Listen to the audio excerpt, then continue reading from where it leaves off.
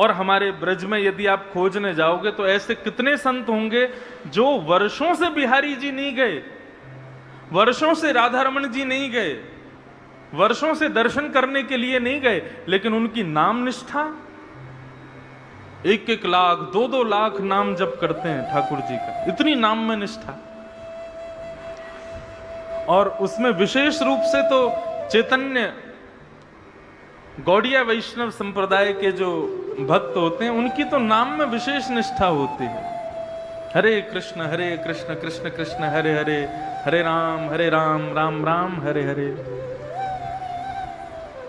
बंधुओं, नाम जपने वाले बड़े भाग्यशाली होते हैं। जब वो कृष्ण बोलते हैं ना तो उनकी जीभ यशोदा का रूप धारण कर लेती है, और जब वो राम बोलते हैं तो उनकी जिह्वा कौशल्या का रूप धारण कर लेती है। ये जीभ ही ठाकुर जी को जन्म देती है। तो गौड़िया वैष्णव संप्रदाय के एक महात्मा रहते थे गोवर्धन में, नाम जप करते थे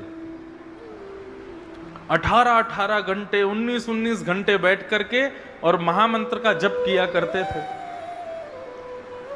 और जब जप पूर्ण होता था तो उसके बाद फिर स्नान ध्यान करते, स्नान ध्यान करने के बाद फिर थोड़े बहुत समय में जाके जल्दी जल्दी और घर घर से सूखी सामग्री लेकर के आते।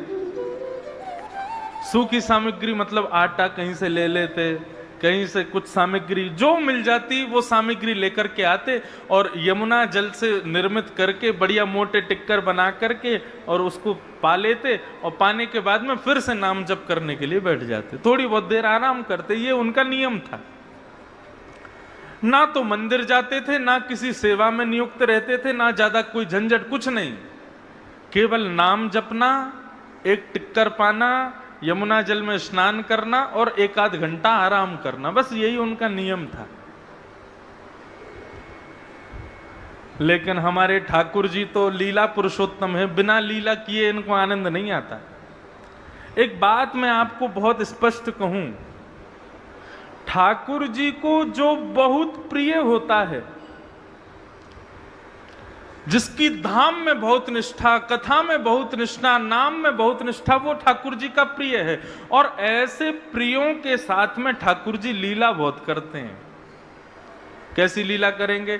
किसी की कथा सुनने में बड़ी इच्छा है तो कैसे भी करके कथा उसकी छुड़वाएंगे। किसी की वृंदावन जाने में बड़ी निष्ठा है तो ऐसी रुकावटें देते रहेंगे कि वो वृंदावन जाने में और तड़फे, वृंदावन जा ही ना पावे। किसी की नाम जपने में बड़ी निष्ठा है तो नाम जपते जपते बीच में कोई ना कोई विघ्न डालेंगे। ये विघ्न आते नहीं है, ये ठाकुर जी खेलते हैं तुम्हारे साथ में, ये ठाकुर जी लीला करते हैं।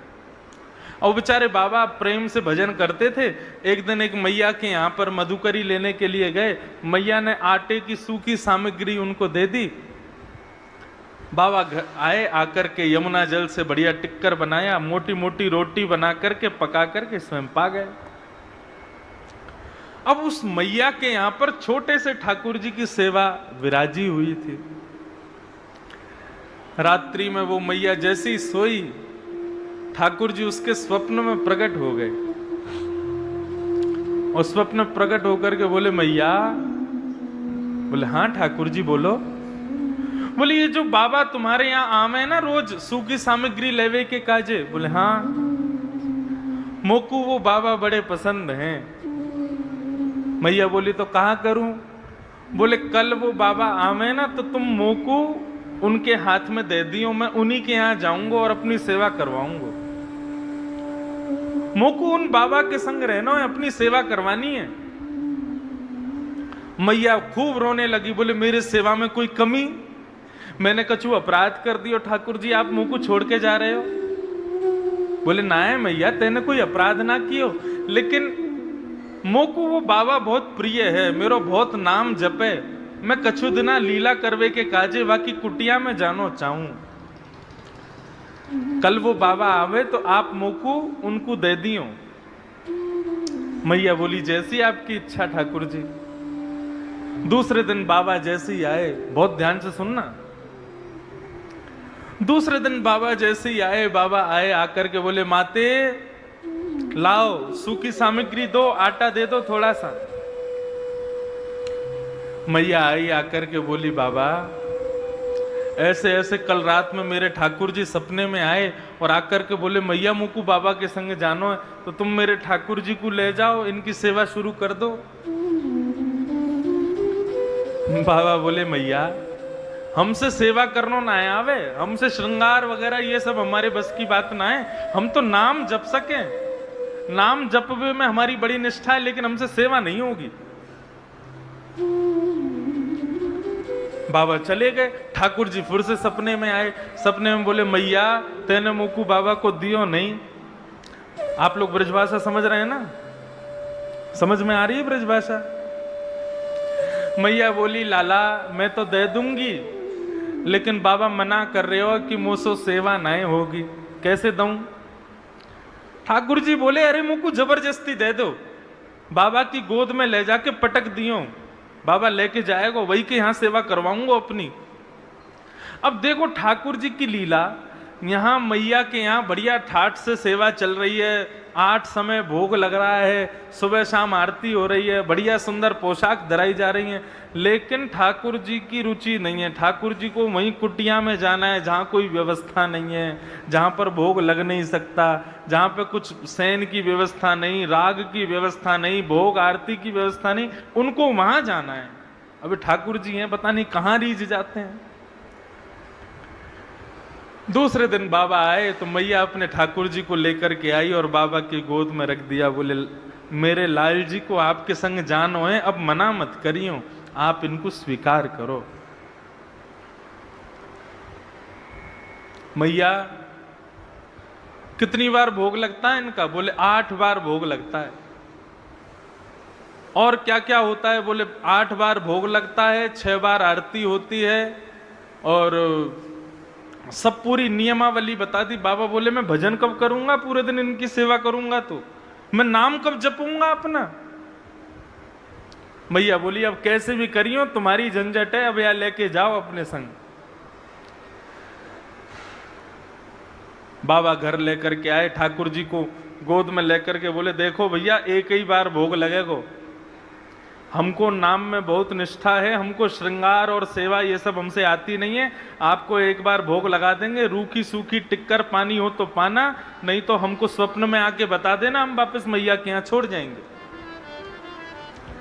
बाबा अपना भजन करने के लिए जैसे ही बैठे, ठाकुर जी को ला करके एक चौकी पर बैठा दिया, भजन करने बैठे तो ठाकुर जी प्रकट हो गए। प्रकट होके बोले बाबा तुम रूखी रोटी खवाइयो, एक ही बार खवाइयो, लेकिन मोकू अपने पास ही रखो, मैं यहां से जाऊंगा नहीं। बाबा बड़े प्रसन्न हो गए, बोले वाह देखो हमारे भजन के प्रताप से ठाकुर जी आ गए और हमारे भजन में भी कोई विघ्न नहीं आ रहा। बाबा दूसरे दिन गए, बढ़िया आटा लेकर के आए, यमुना जल मिला करके बढ़िया आटा गूंद करके बढ़िया मोटा मोटा मोटी मोटी रोटी टिक्कर बनाया। टिक्कर बना करके एक पत्तल में परोस करके ठाकुर जी के आगे रख के तुलसी पधरा करके त्वदीयम वस्तु गोविंद तुभ्यमेव समर्पयेत् ग्रहाण सुमुखो भुक्त्वा प्रसीद परमेश्वर। प्रभु हमारी कुटिया का 56 भोग तो यही है, पाओ। और भोग लगाने के बाद में बाबा ने स्वयं पाया और अपना भजन करने बैठ गए। अब जैसे ही बाबा भजन करने के लिए बैठे, ठाकुर जी फिर प्रकट हो गए। प्रकट होके बोले बाबा, बाबा बोले लाल जी सब सेवा में आनंद, कोई दुखी तो नहीं, कोई कष्ट तो नहीं, हमारी तो ऐसी रूखी सूखी सेवा है। ठाकुर जी बोले नहीं हमको बहुत आनंद आ रहा है, लेकिन बाबा कल से एक काम कर दियो। बोले कहा? बोले आप आटा में और यमुना जल मिला के टिक्कर बनाए दो ठीक है, लेकिन यदि आटे में नमक डाल दोगे तो स्वाद आ जाएगा, हल्को सा नमक डाल दियो बस। बाबा बोले तो मतलब कल से हमको आटा भी लाना है और नमक भी लाना है? बोले हाँ बस इतनी सी सेवा कर दो, नेक्स्ट स्वाद आ जाएगा आटा में टिक्कर में। बाबा बोले ठीक है। दूसरे दिन गए तो मैया के यहाँ से आटा लाए, तो मैया से बोले मैया सुनो आटे के संग आज नमक और दो। मैया मनी मन मुस्कुराने लगी, बोले है गया काम, चटोरो पहुंच गयो कुटिया में। मैया लाई, नमक दे दियो, बोले बाबा ले प्रेम से टिक्कर बनाओ, पवाओ ठाकुर जी को। अब आटे में नमक मिला करके बढ़िया आटा गूंद के टिक्कर बना करके सेक करके बढ़िया ठाकुर जी को भोग लगाया। तो दीयम वस्तु गोविंद तुभ्यमेव समर्पयेत्, पाओ प्रभु प्रेम से। प्रसादी पा करके जैसे ही भजन करने के लिए बैठे, ठाकुर जी फिर से प्रकट हो गए। ठाकुर जी आप आनंद से विराज रहे हो, कोई कष्ट तो नहीं है?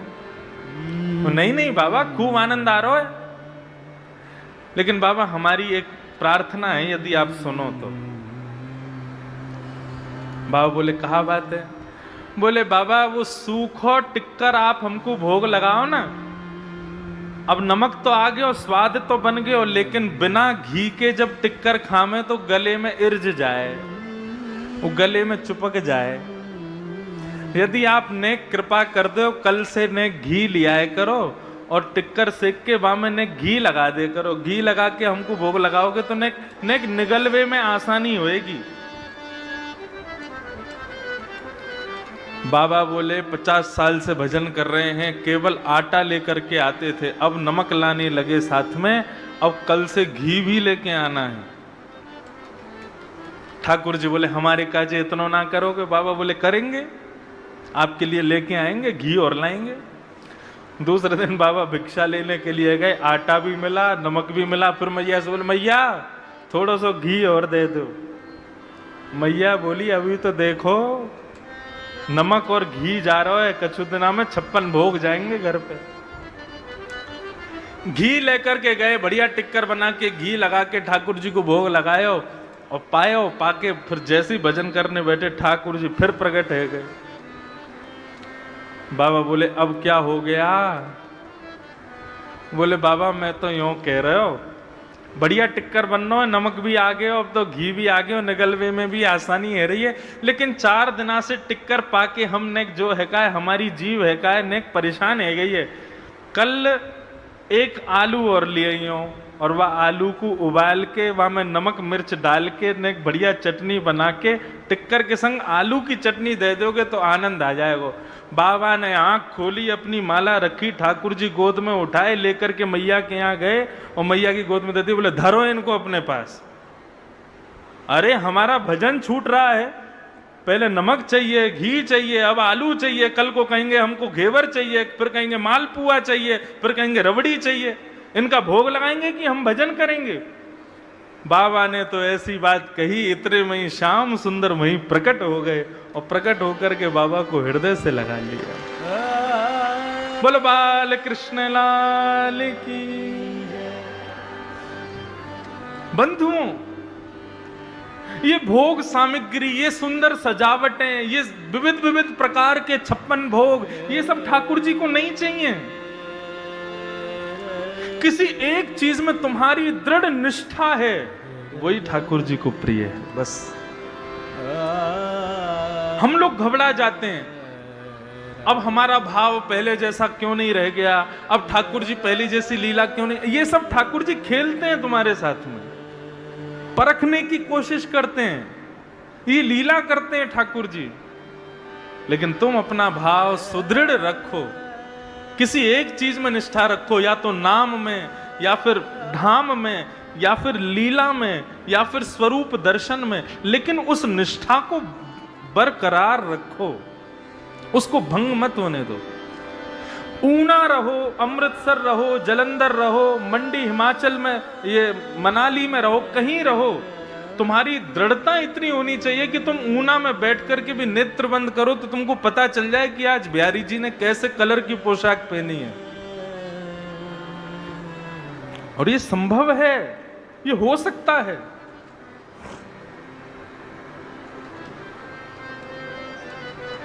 इसलिए श्रीमद् भागवत के प्रारंभ में परम सत्य को वंदन किया गया। ये परम सत्य क्या है? भगवान का नाम ही परम सत्य है। हरे कृष्ण कृष्ण कृष्ण हरे हरे, हरे राम राम राम हरे यही परम सत्य है। एक दिन इसी महामंत्र का सहारा यदि अनवरत बना रहे तो इसी मंत्र के सहारे से यहीं कहीं ऊना की गलियों में घूमते हुए, यहीं कहीं ऊना के खेतों में विचरण करते हुए, गैया चराते हुए श्याम सुंदर के दर्शन है जाएंगे। वृंदावन कोई एक स्थान का नाम नहीं है बंधुओं, वृंदावन एक वातावरण का नाम है। और वो वातावरण आप स्वयं प्रकट कर सकते हो अपने आसपास। वृंदावन जैसा व्यवस्थित हो जाए, बस देखना 19 तारीख को यहां वृंदावन प्रकट हो जाएगा। लगेगा ही नहीं हम ऊना में बैठे, हम कहीं बाहर हैं, ऐसे लगेगा हम वृंदावन में हैं। याद रखना, वृंदावन कोई स्थान नहीं है, वृंदावन एक वातावरण है, बस उसको प्रकट होने की देर है।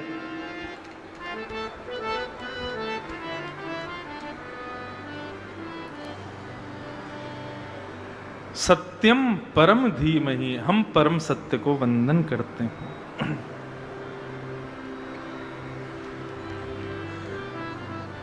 द्वितीय श्लोक में विषय, अधिकारी, संबंध, प्रयोजन, ये 4 चीजें बताई गई, बहुत ध्यान से सुनना। धर्म प्रोजित कई तवोत्र परमो निर्मत्सराणाम सता वैद्यम